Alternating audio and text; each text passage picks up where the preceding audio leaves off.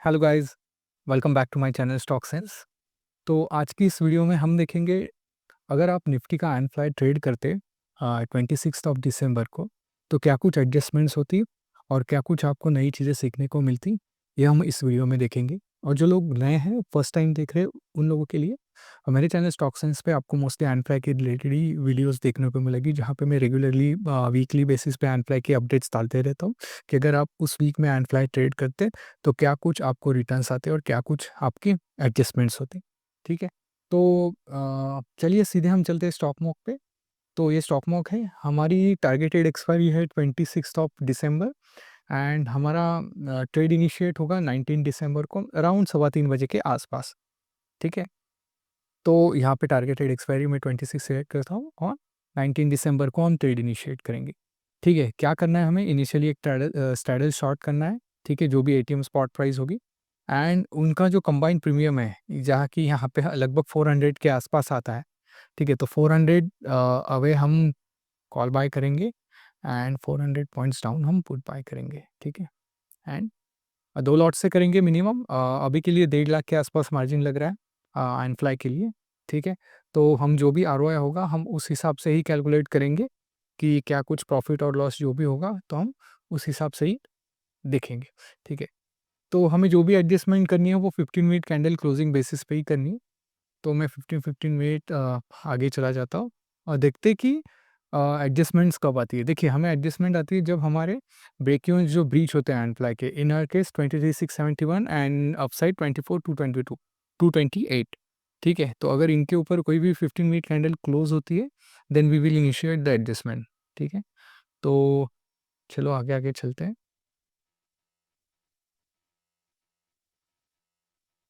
Break even के आसपास आया है, ब्रेक इवन ब्रीच नहीं हुआ है।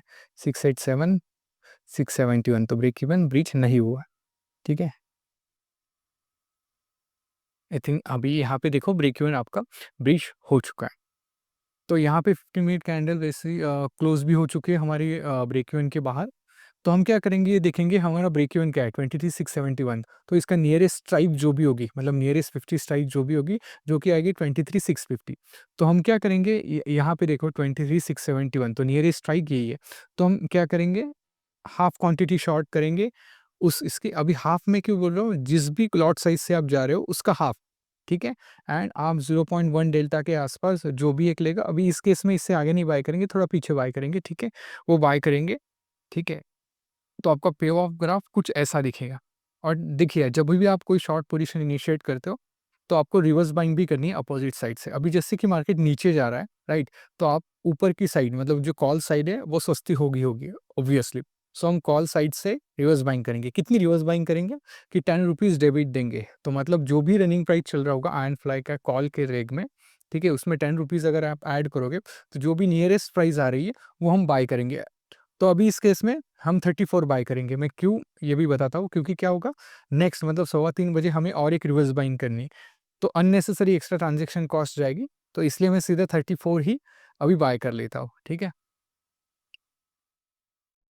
जो लोग पुराने मतलब रेगुलर व्यूअर्स है उनको पता होगा कि हमने ये स्ट्राइक क्यों बाय की। आप ये भी कर सकते हो, लेकिन नेक्स्ट 15 मिनट बाद आपको ये क्लोज करके फिर से आपको आगे आना पड़ेगा।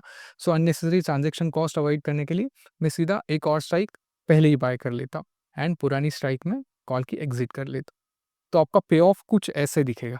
ठीक है, तो हम चलते हैं आगे। अभी देखो कि 3:15 बज चुके हैं। ठीक है, अभी हमें ऑब्वियसली नेक्स्ट शॉट इनिशिएट नहीं करना है। 3:25 हो चुके हैं, हमें ओवरनाइट रिस्क है। ठीक है, अगर मार्केट बहुत बड़ा गैप अप खुलता है तो क्या करेंगे, तो इन आवर केस कि हमें कैपिटल प्रोटेक्शन पे ज़्यादा ध्यान देना है। आप कंसिस्टेंटली कोई भी मार्केट में एक स्ट्रैटेजी फॉलो करो, आप 100% प्रॉफिटेबल होगे, लेकिन आपको कंसिस्टेंसी बनाए रखना है।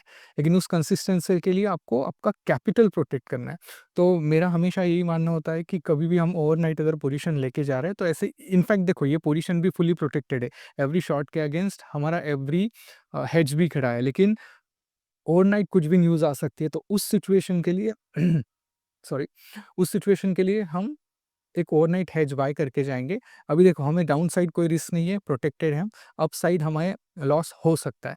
तो अवॉइड करने के लिए हम क्या करेंगे, जो भी आपने 23,650 का जो कॉल शॉर्ट किया था, उसका जो भी प्रीमियम चल रहा होगा उस समय, उसका 10% के आसपास प्रीमियम हम देखेंगे और बाय करेंगे। इन आवर केस 17.7 मतलब लगभग 16 से 18 के बीच में जो भी हमें लेग मिलेगा हम वो बाय करेंगे। तो यहाँ पे देखो, यहाँ पे ये लेग 16.7, ठीक है? आपको समझ में आया होगा कि 10% जो भी शॉर्ट की पोजीशन चल रही है, उसका 10% प्रीमियम हम बाय करके जाएँगे। अभी 1 लॉट ही करेंगे क्योंकि एक ही लॉट हमारा अ, शॉर्ट है, ठीक है? तो आपका पे ऑफ होगा कुछ ऐसे दिखेगा। अभी इसे निकालना कब है ओवरनाइट हेज को? नेक्स्ट डे अराउंड 9:30 बजे के आसपास आपको निकालना है। देखो ये रूल है, तो आप इसमें आपके हिसाब से डिस्कशन ला सकते हो कि कब कुछ क्या चीज़ें करनी है, लेकिन मैं ओवरऑल एक आपको व्यू दे रहा हूँ, ठीक है? तो अभी कुछ नहीं करना, सीधा 10 बजे के आसपास मैं चला जाता हूँ। अभी कुछ एडजस्टमेंट्स तो हुई नहीं है। देखिए हम ऑलरेडी 1% के ऊपर प्रॉफिट्स में चल रहे हैं। अगर 1.5 लाख मार्जिन है तो उसके हिसाब से मैं बात कर रहा हूँ। एक्चुअली मार्जिन बहुत कम रखता है, लेकिन ड्रॉडाउन्स और ये सारी चीज़ें पकड़ के मैं 1.5 लाख के आसपास आपको मार्जिन बोल रहा हूँ, ठीक है? तो लगभग हम वैसे 1% के ऊपर ही प्रॉफिट में चल रहे हैं। तो अगर आप कंज़र्वेटिव ट्रेडर हो तो ऑब्वियसली यहाँ पे आप ट्रेड बुक कर सकते हो, ठीक है? यहाँ पे देखो, हमें अननेसेसरी ट्रेड एक्सपायरी के दिन तक नहीं लेके जाना है क्योंकि ईएलएम का जो मार्जिन है, वो बढ़ जाता है। लेकिन कभी-कभी ज़रूरत पड़ी तो ले जाने पड़ सकता है हमें, लेकिन मोस्टली हम ट्राई करेंगे कि हम थर्सडे मतलब day before expiry, let's say Wednesday, अभी इस केस में ट्यूसडे को हो सकता है क्योंकि 25th को छुट्टी थी, राइट? तो ट्यूसडे को ही ये ट्रेड क्लोज़ हो सकता है। ट्यूसडे 1 मिनट देखते हैं ये।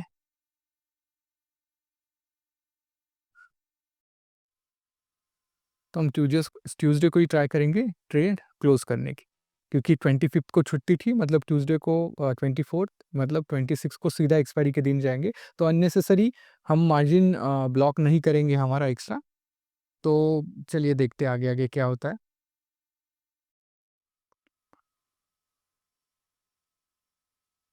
देखो 3:15 बज चुके हैं, आप ऑलरेडी बहुत अच्छे प्रॉफ़िट में चल रहे हैं, तो अननेसेसरी पोज़ीशन कैरी करके मत जाओ। लेकिन मैं दिखाता हूँ कि ट्यूसडे तक आप रुकते तो क्या होता। अभी देखो 3:15 बजे हमें एक रिवर्स बाइंग करनी है अपोज़िट साइड से, जो ₹12 का लेग चल रहा है ओरिजिनल आयरन फ्लाई का, वो एक स्ट्राइक हमें आगे आना है। ₹12 का जो लेग चल रहा है, हमें उसे बुक करना है, ठीक है? आपका पे ऑफ कुछ ऐसा दिखेगा, 15 मिनट आगे। As usual overnight hedge buy करना है, 17.3 लेग की प्राइस चल रही है, तो लगभग ₹17 के आसपास आप ये बाय कर सकते हो। जनरली मैं प्रेफ़र नहीं करता आगे बाय करो, जो ओरिजिनल आयरन फ्लाई का हेज है, तो उसके पीछे वाला हम एक बाय करके जाएँगे, ठीक है? और उसे कब निकालेंगे? नेक्स्ट डे अराउंड 9:30 बजे के आसपास हम निकाल देंगे, ठीक है? अभी देखो बहुत अच्छा प्रॉफ़िट चल रहा है, लगभग 3000 के आसपास आपको प्रॉफ़िट दिख रहा है, जो कि 2% के आसपास होता है। ओ तो आई विल सजेस्ट कि ट्रेड यहाँ पे क्लोज़ करो, क्योंकि 2% आपको ये बहुत अच्छा प्रॉफ़िट है कि आपको 2% प्रॉफ़िट यहाँ पे दिख गया, ठीक है? तो आई विल सजेस्ट कि सुबह 10 बजे के आसपास आप ये ट्रेड क्लोज़ भी कर सकते हो, ठीक है? अगर आपको लगा ये तो डिस्कशन का पार्ट है कि आपको कब क्या बुक करना है, लेकिन क्या होता है आपको ये ग्रीन पार्ट दिखता है तो आप देखते हैं कि मुझे 9,500 तक प्रॉफ़िट हो सकता है, तो इसलिए आप अननेसेसरी रुकते हो, लेकिन ग्रीड फैक्टर के चक्कर में आप लॉस में भी जा सकते हो। अभी देखिए डिसीजन कैसे लेने होते हैं कि ट्यूसडे का दिन है, नेक्स्ट डे एक्सपायरी है, तो अगर मार्केट इस रेंज में घुस भी गया, लेट्स से, तो भी बहुत मुश्किल होगा कि ज़्यादा प्रॉफ़िट कमाने का। मैं ये नहीं बोल रहा कि यहाँ पे लॉस होगा, ऑब्वियसली आप शॉर्ट करके प्रॉफ़िट कमा सकते हो, लेकिन एक्सपायरी पास में आ चुकी है तो बहुत कम प्रीमियम होते हैं एडजस्टमेंट के लिए। सो विदाउट डूइंग एडजस्टमेंट्स अगर आपको इतना प्रॉफ़िट दिख रहा है, तो आई विल सजेस्ट कि आप ये प्रॉफ़िट बुक करके चले जाओ, ठीक है? सो और एक एक चीज़ बोलनी थी कि मैंने यूट्यूब में एक जॉइन बटन जो है वो मैंने इनेबल कर दिया है, तो इससे होगा क्या कि एवरी ट्रेड मतलब एवरी वीक के जो मैं यूट्यूब पे वीडियो डाल रहा हूँ उसके एडवांस वर्जन जो है मैं वहाँ पे अपडेट करते रहूँगा। मतलब एवरी वीक होगा नहीं, जिस वीक में अगर कोई एक्सेप्शनल कंडीशन आती है तो मैं बता दूंगा कि यहाँ पे आप और क्या अच्छा कर सकते थे।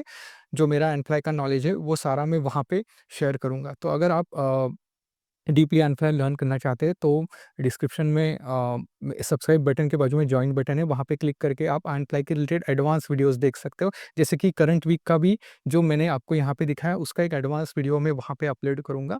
तो विल गेट द आइडियाज़ कि कैसे कैसे चीज़ें डेवलप करनी है, कैसे कैसे चीज़ें बनानी है, कैसे सोचना है, कैसे किन मल्टीपल वेज से आप अनफ्लाई मैनेज कर सकते हो। ये सारी चीज़ें मैं वहाँ पे डालते जाऊँगा। ऐसा नहीं हर एक एवरी वीक ही मैं चीज़ें बताते जाऊँगा। कि ऐसा नहीं कि आज ये है वीक तो इसमें ही सारा चीज़ें मैंने बता दी। जैसे-जैसे सिचुएशंस आती जाएँगी वैसे-वैसे मैं वीडियोज़ उस हिसाब से वहाँ पे डालते जाऊँगा। ठीक है? तो वहाँ पे क्या होगा कि एक सीरियस लर्निंग जो है मैं आपको दे सकूँगा। सो आई होप आपको ये वीडियो अच्छी लगी रहेगी और स्टे कनेक्टेड। जैसे-जैसे वीक पास ऑन होते जाएँगे मैं every day and every weekend के रिलेटेड वीडियोज़ यहाँ पे अपलोड करता रहूँगा। और जो लोग सीरियस लर्नर हैं, जिनको एडवांस में सीखना है, तो डिस्क्रिप्शन के बाजू में सब्सक्राइब बटन के बाजू में जॉइन बटन है, वहाँ पे आप जॉइन होके और एडवांस एंड के एडजस्टमेंट जो है, वो आप देख सकते हो।